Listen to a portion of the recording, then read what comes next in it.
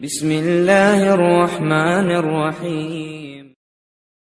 दोस्तों, अगर आपको इस्लामिक हिस्ट्री और मुस्लिम योद्धाओं का इतिहास फुल डिटेल में पढ़ना है तो आप ये किताबें जरूर खरीदें। सभी किताबों का लिंक डिस्क्रिप्शन में दे दिया गया है।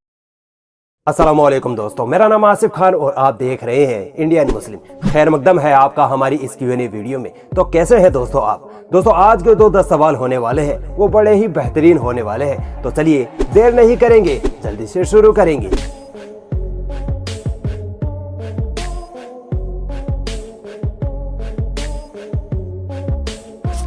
जफरुल पठान का सवाल है कि बजरंग दल कब, कैसे और क्यों वजूद में आया?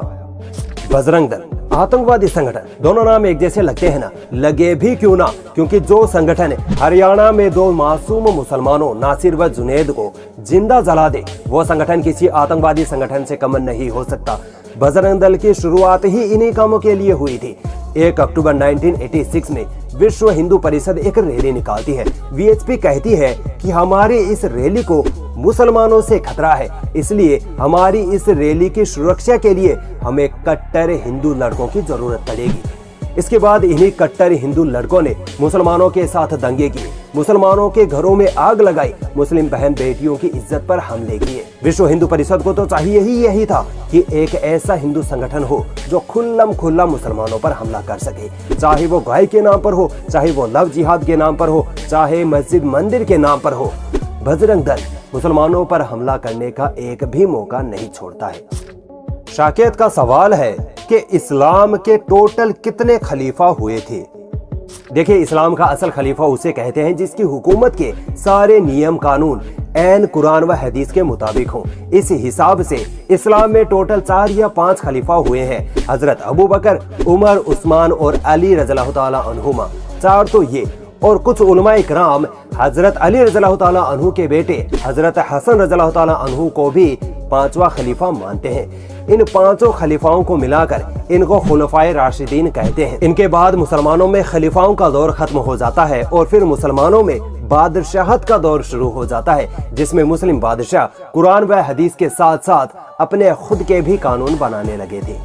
मेराज हसन का सवाल है कि महात्मा गांधी के लड़के हरिलाल ने इस्लाम कबूल क्यों किया था और क्या गांधी जी को भी इस्लाम में इंटरेस्ट था? दोस्तों, गांधी जी के बेटे हीरालाल ने सन 1936 में इस्लाम और मुसलमानों से प्रभावित होकर इस्लाम धर्म अपना लिया था और उन्होंने अपना नाम अब्दुल्लाह रख लिया था। ये बात सच है, मगर कुछ ही महीनों बाद आर्य समाज और उनकी मां ने उन पर इतना दबाव डाला, उनके साथ इतनी जबरदस्ती की गई, यहाँ तक कि उनको जान से मारने की धमकी भी दी गई। इसी वजह से उन्होंने मजबूरन इस्लाम धर्म को छोड़कर वापस हिंदू धर्म अपना लिया। और हाँ, गांधी जी भी इस्लाम धर्म को पसंद करते थे, मगर वैसा नहीं जैसे कि वो मुसलमान बनना चाहते थे, बस इस्लाम धर्म का सम्मान करते थे। ट्रू लव का सवाल है कि क्या 2002 में जो गोधरा कांड हुआ था उसमें कार सेवक जो जलाए गए थे, वो क्या सच में मुसलमानों ने जलाए थे या इसमें कोई साजिश थी? देखिए, ये बात किसी से ढकी छुपी नहीं है कि गोधरा कांड किसने करवाया, किसको इससे फायदा हुआ, कौन मुख्यमंत्री और फिर प्रधानमंत्री बना। खुद ही ने अपनों को ट्रेन में जलाकर मार दिया और फिर नाम मुसलमानों का लगा दिया। और फिर पूरी दुनिया को पता है कि गुजरात में मुसलमानों को कैसे मारा काटा गया। गुजरात दंगों के पीछे की असल हकीकत जानने का मन है तो राणा अय्यूब की लिखी ये किताब गुजरात फाइल्स को जरूर पढ़ लीजिएगा। डिस्क्रिप्शन में मैंने इस किताब का लिंक दे दिया है, आप वहाँ से जाकर ये किताब खरीद लीजिए। कुछ भी हो, लेडीज हो, बच्चे हो, कुछ भी हो, काटने से हो, कुछ मारो काटो जलाना हो। एक को प्रेग्नेंट थी, उसको हमने चीर दिया। अकरम खान का सवाल है कि साइंस कहती है कि हमारी यूनिवर्स फैल रही है, क्या इस बात का जिक्र कुरान में भी है? दोस्तों, 1929 में एडविन हबल ने अपनी टेलीस्कोप से ये देखा कि स्पेस की गैलेक्सी, तारे, ग्रह वगैरह एक दूसरे से दूर जा रहे हैं। जब उन्होंने इसका स्पेक्ट्रम बनाया तो वो रेड कलर की तरफ था, जिसका मतलब था कि स्पेस की चीजें एक दूसरे से दूर जा रही हैं। यहीं से एक्सपेंडिंग यूनिवर्स थ्योरी का जन्म हुआ। दोस्तों, ये थ्योरी आज से लगभग 100 साल पहले ही तो खोजी गई है, मगर चौंका देने वाली बात तो ये है कि इस थ्योरी का जिक्र अल्लाह ताला ने कुरान में 1400 साल पहले ही कर दिया था। कुरान की सूरह ज़ारियात के आयत नंबर 47 में अल्लाह ताला फरमाता है कि हमने इस यूनिवर्स को अपने हाथों से बनाया और हम ही इसे फैला रहे हैं, एक्सपेंड कर रहे हैं। तो बताओ तुम अपने रब की किन किन निशानियों को झुटलाओगे। नाजमीन अंसारी का सवाल है कि सर, नबी और रसूल में क्या फर्क होता है। दोस्तों, मोहम्मद सल्लल्लाहु अलैहि वसल्लम ने एक हदीस में फरमाया कि अल्लाह ताला ने 1,24,000 पैगंबर इस दुनिया में भेजे हैं, जिनमें से 315 रसूल थे। अब नबी और रसूल में फर्क ये होता है कि नबी वो होता है जो सिर्फ लोगों को एक अल्लाह की इबादत का पैगाम देता है, जबकि रसूल वो होता है जिसको अल्लाह की तरफ से नई शरीयत मिली हो या नई किताब मिली हो। जैसे मोहम्मद सल्लल्लाहु अलैहि वसल्लम को कुरान मिली है। मोहम्मद सल्लल्लाहु अलैहि वसल्लम नबी भी थे और रसूल भी थे। अल्लाह ताला जिसको नबी बनाकर भेजता है वो अपने से पिछले वाले रसूल की शरीयत को ही फॉलो करता है। दोस्तों, हर रसूल नबी जरूर होता है, मगर हर नबी रसूल नहीं हो सकता। आयुष अग्रवाल का सवाल है कि जैसे हिंदुओं में कास्ट सिस्टम है, जैसे ब्राह्मण, राजपूत, बनिया, शूद्र वगैरह, वैसे ही इस्लाम में भी कास्ट सिस्टम या कैटेगरी है क्या? जी नहीं, अल्हम्दुलिल्लाह इस्लाम कास्ट सिस्टम जैसी बेहुदा चीज से पाक है। इस्लाम में कोई जात पात, कोई ऊंच नीच नहीं है। इस्लाम तो आया ही है ऊंच नीच को खत्म करने। हजरतुल विदा के मौके पर नबी सल्लल्लाहु अलैहि वसल्लम ने फरमाया था कि कोई गैर अरबी किसी अरबी से बेहतर नहीं है और ना ही कोई अरबी किसी गैर अरबी पर फोकियत रखता है। कोई गोरा काले से बेहतर नहीं है और ना ही काला गोरे से बेहतर है। यानी सब इंसान बराबर है। बस अल्लाह की नजर में वो इंसान सबसे बेहतर है जो अल्लाह से सबसे ज्यादा मोहब्बत करता हो, अल्लाह से सबसे ज्यादा डरता हो और अपने नबी सल्लल्लाहु अलैहि वसल्लम की सुन्नतों पर सबसे ज्यादा अमल करने वाला हो। पिंटू मालविया का सवाल है कि क्या बीजेपी और आरएसएस इंडिया के संविधान को खत्म करना चाहती है?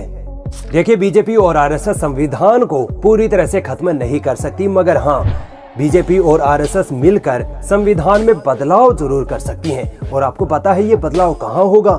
संविधान की उन बातों में जिनमें सभी धर्मों में एकता और समानता की बात की गई है। सबसे पहले आर्टिकल 25 को खत्म किया जाएगा, जिसमें सभी भारतीयों को अपने धर्म को फॉलो करने की आजादी है। बीजेपी और आरएसएस इस आजादी को छीन लेगी और फिर हिंदू धर्म को सब पर जबरदस्ती थोपा जाएगा। आर्टिकल 30 जिसमें लिखा है कि अल्पसंख्यक समुदाय अपने खुद के स्कूल, कॉलेज, यूनिवर्सिटी वगैरह बना सकता है, इसको भी खत्म कर दिया जाएगा ताकि अल्पसंख्यक खासकर मुसलमान अपने दीन और दुनिया किसी भी तरह के एजुकेशन ही हासिल ना कर सके। और फिर पूरा एजुकेशन सिस्टम हिंदू धार्मिक ग्रंथों के आधार पर बनाया जाएगा। स्कूल और कॉलेजों में गीता, रामायण वगैरह पढ़ाई जाएंगी। संविधान का अधिकतर हिस्सा मनुस्मृति से बदल दिया जाएगा और इस बात में कोई आश्चर्य नहीं है कि 2025 के जस्ट बाद ही ये चीजें इम्प्लीमेंट होना भी शुरू हो जाएंगी, क्योंकि 2025 में आरएसएस 100 साल की होने वाली है। पुलिस का सवाल है कि क्या हम हिंदू के घर पानी पी सकते हैं और खाना खा सकते हैं? जी, इसमें कोई दिक्कत नहीं है। आप किसी भी गैर मुस्लिम के घर खाना पानी खा सकते हैं, ये जायज है। बस इस बात का जरूर ख्याल रखा जाएगा कि उनकी कमाई, उनका खाना पानी हलाल हो। अगर किसी देवी देवता के नाम का प्रसाद है तो वो आप नहीं खा सकते, क्योंकि हम मुसलमान एक अल्लाह की इबादत करते हैं। देखिए, ये बात समझिए कि जिस तरह एक हिंदू अपने धर्म का पालन करते हुए मांस मच्छी नहीं खा सकता, उसी तरह हम मुसलमान भी अपने धर्म का पालन करते हुए उस खाने को नहीं खा सकते जिस पर एक अल्लाह के अलावा किसी और का नाम लिया गया हो। बाकी शादी ब्याह दावत में आप अपने गैर मुस्लिम के साथ खाना खा सकते हैं। इससे प्यार और मोहब्बत बढ़ती है और इस्लाम हमें यही सिखाता है। मोहम्मद तबरेज का सवाल है कि क्या सच में नील आर्मस्ट्रॉन्ग ने चांद पर जाकर इस्लाम कबूल कर लिया था? दोस्तों, नील आर्मस्ट्रॉन्ग वो पहला इंसान था जिसने सन 1969 में चांद पर सबसे पहले कदम रखा था। मुसलमानों का कहना है कि जब नील आर्मस्ट्रॉन्ग चांद पर थे तब उन्होंने अजान की आवाज सुनी थी और फिर जब वो धरती पर आए तब एक बार जब इजिप्ट गए थे तब उन्होंने वही अजान की आवाज वहाँ भी सुनी थी। जब उन्होंने लोगों से पूछा कि ये कैसी आवाज है तब उनको बताया गया कि ये अजान की आवाज है जो इस्लाम में इबादत के लिए दी जाती है। बस फिर नील आर्मस्ट्रॉन्ग ने इस्लाम अपना लिया। कितनी इंटरेस्टिंग स्टोरी है ना, मगर ये कहानी झूठी है। नील आर्मस्ट्रॉन्ग ने ना ही अजान सुनी थी ना ही इस्लाम अपनाया था। उनकी जीवनी पर लिखी किताब द फर्स्ट मैन में उन्होंने इस बात का खंडन किया है। नील के साथ चांद पर जाने वाले उनके साथियों ने भी इस बात को फैब्रिकेटेड बताया है। यहाँ तक कि नासा ने अपनी ऑफिशियल वेबसाइट पर नील के इस्लाम अपनाने की बात को गलत बताया है। मुसलमानों, इस्लाम के नाम पर अफवाहें मत फैलाया करो, एक दिन अल्लाह को जवाब देना पड़ जाएगा।